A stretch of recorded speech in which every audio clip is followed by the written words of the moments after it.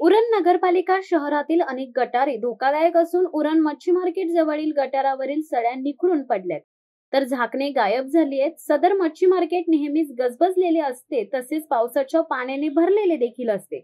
इथे माजी आमदार मनोहर शेठ भोईर यांच्या बंगल्याच्या कॉर्नरच्या गटाराला देखील झाकण नाहीये। अनेक वर्षापासून ती उघडीच आहे। तिथे अपघाताची दाट शक्यता आहे। बाजारपेठेतील गटारे देखील उघड्या अवस्थेत असलेली दिसतात। उरण नगर परिषदेकडून दरवर्षी शहरातील नालेसफाईसाठी लाखो रुपयाची टेंडर काढली जातात, पण कंत्राटदार नाल्यातील गाळ न काढता फक्त नाल्यातील झाडे तोडतात। नालेसफाईमध्ये एकच कंत्राटदार अनेक वर्षापासून काम करीत आहेत। अनेक धोकादायक गटारे उघड्यावर आहेत, तसेच पावसाचे मोसम सुरू आहेत, त्यामुळे मोठी जीवितहानी होऊ शकते।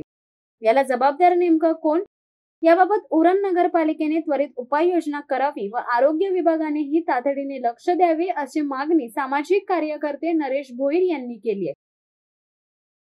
शिवसत्ता टाइम्ससाठी प्रवीण पाटील, उरण। दे धडक बेधडक वृत्त देणाऱ्या आपल्या शिवसत्ता टाइम्स न्यूज चॅनलला लाल बटन दाबून सबस्क्राईब करा आणि बेल आयकॉनला क्लिक करायला विसरू नका।